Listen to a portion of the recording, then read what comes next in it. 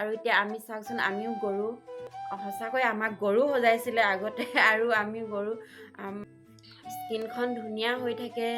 Good morning বন্ধু বান্ধৱীসকল। আজি আমাৰ গৰু বিহু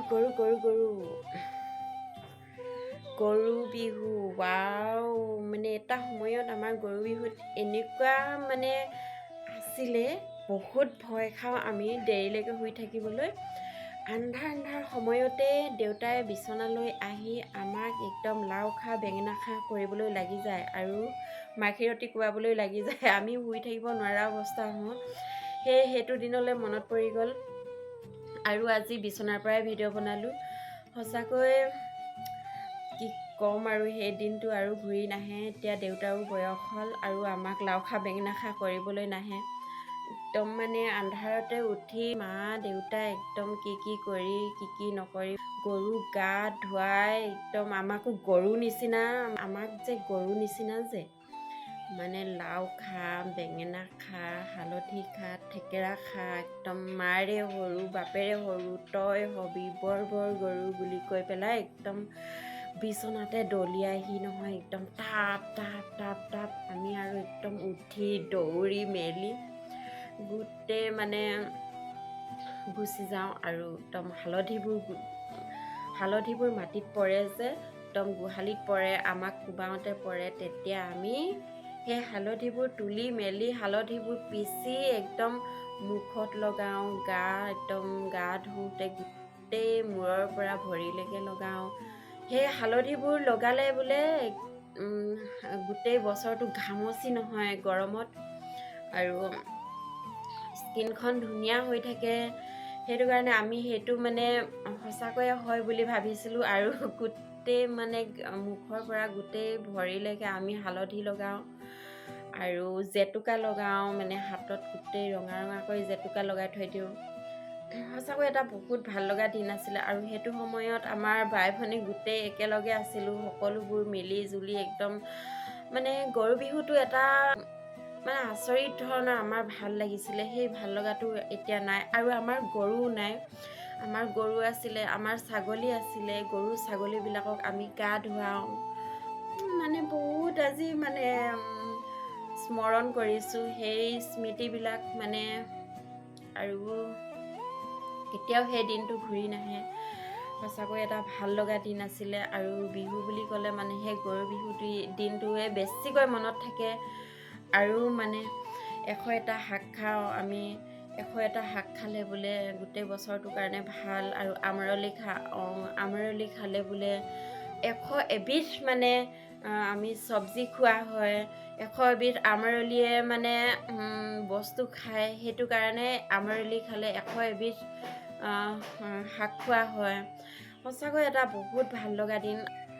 আৰু আমি মানে গোটেই বাৰীখনত চব্জি বিচাৰিবলৈ যাওঁ, চব জাতি মানে দোল বনৰ পৰা আদি কৰি যিকোনো আগ এটা লওঁ আৰু সেই মিলাই কিনে যেইকেইটা মানে 50-60টা আমি চব্জি পাওঁ আৰু সেই চব্জিখিনিত মানে আমৰলি দি দিওঁ, কণী দি দিওঁ, বেত গাজৰ পৰা মানে কি আছে চব গোটেইখিনি একেলগতে তিতা টেঙা দি দিওঁ আৰু সেই চব্জিকণ খাই বহুত বেছি ভাল লাগে। আৰু এনেকুৱাই ভাল লাগে যে সেই চব্জিকণলৈ মানে সেই গৰু বিহুৰ চব্জিকণলৈ মানে প্ৰতিটো মুহূৰ্তই মনত পৰি থাকে। সঁচাকৈ এটা মানে ভাল লগা চব্জি সেয়া গৰু বিহুৰ দিনাখনৰ চব্জিটো পাহৰিব নোৱাৰোঁ। আৰু গৰুক গা আমি নদীত নুধুৱাওঁ, আমি গোহালিতে ধুৱাওঁ। গোহালিত ধুৱাইহে তৰা মানে এটা ৰছী ডিঙিত পিন্ধাই পেলাই আমি পঠিয়াই দিওঁ আৰু সেই তৰা ৰছীটো পিন্ধি থাকে বহুত দিনলৈ গৰু। আৰু এতিয়া আমি চাওকচোন আমিও গৰু, সঁচাকৈ আমাক গৰু সজাইছিলে আগতে আৰু আমি গৰু মানে ফূৰ্তিতে আমি ইজনে সিজনক মানে লাও খা বেঙেনা খা কৰিছিলোঁ। আৰু এই স্মৃতিটো সদায় থাকি যাব, সেই সৰু দিনৰ সেই ভাল লগা স্মৃতি কিমান যে মধুৰ আছিলে। আৰু সেই গৰু নাই আৰু সেই মানুহখিনিও নাই আৰু সেই ভাল লগাও নাই, কিন্তু অকলশৰে যি পাৰোঁ কৰিব লাগিব আৰু এতিয়া। আৰু ঘৰৰ ভিতৰে বাহিৰে মাখিৰতী কোবাওঁ আমি। সেই মাখিৰতী কোবালে বোলে অপায় অমংগল গুচি যায়। গৰু বিহুৰ দিনাখন এক প্ৰকাৰে চাব গ'লে অপায় অমংগল নাশ কৰা এটা দিন। সেই গৰু বিহুটো এটা আমাৰ নিয়মানুৱৰ্তিতাৰ ভিতৰত পৰে। বেলেগ গৰু বিহুৰ দিনাখনৰ পিছৰ দিনাৰ পৰা আপুনি যি কৰে নকৰে, কিন্তু গৰু বিহুৰ দিনাখন আমাৰ এটা নিয়ম আছে। সেই নিয়মখিনি আমি পালন কৰিবই লাগিব। মেইন হয় গৰু বিহুৰ দিনাখনৰ নিয়মখিনি। তাৰপিছত আমাৰ মানুহ বিহু আহিব। মানুহ বিহুত ইজনে সিজনক সেৱা সৎকাৰ কৰিব লাগে, মৰম স্নেহ আৰু এটা সন্মান দি মৰম চেনেহৰ আদৰ সম্ভাষণ কৰিব লাগে। বহুত সঁচাকৈ এটা আমাৰ বিহুটো ভাল লগা উৎসৱ হয় আৰু একমাত্ৰ উৎসৱ হয় গৰু বিহু। আমাৰ গৰু বিহু যিহেতু গৰু বিহুৰ দিনাখন সকলোৰে মংগল কামনা কৰিছোঁ। আপোনালোক সকলোৱে ভালে থাকক, কুশলে থাকক।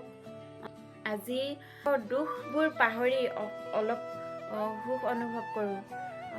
আৰু বিশেষকৈ এটা কথা বৰ মনত পৰে আৰু আমনি কৰে, কাৰণ সেই গৰু বিহুৰ দিনাখন দেউতাই আমাৰ গাত যেতিয়া লাও খা বেঙেনা খা কৰিব, গৰুৰ লগতে আমাকো লাও খা বেঙেনা খা কৰিব, আমাকো গৰু সজাব আৰু পানী ঢালিব, গৰুৰ লগতে আমাকো পানী ঢালিব। যেতিয়া সেই দিনাখন আচলতে দেউতাই আমাৰ লগত ধেমালি কৰে গৰু বুলি, আৰু সেই দিনাখনৰ সেই মিচিকিয়া সেই হাঁহিটো একমাত্ৰ দিনটো সেইটো আছিলে। আমাৰ দেউতা বহুত খঙাল হয়, এনেকৈ বহুত বেছি খং কৰে। অকণমান কথাতে গালি খাওঁ, অকণমান কথাতে মাৰ খাইছিলোঁ সৰুতে।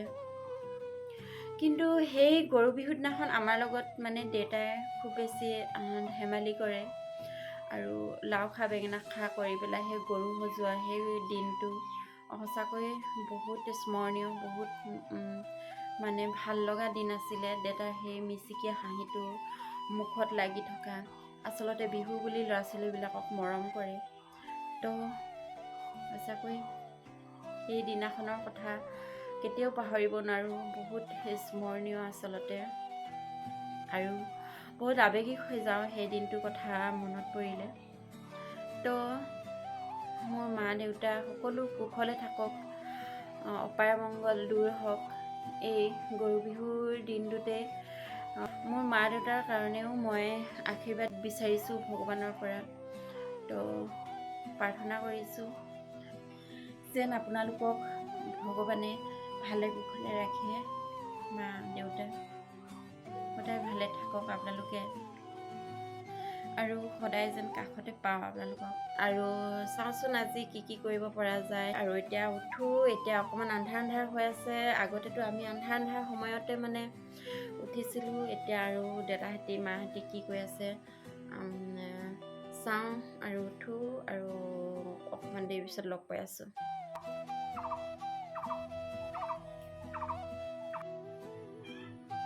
আৰু মই এতিয়া গা পা ধুই ৰেডি হ'লোঁ।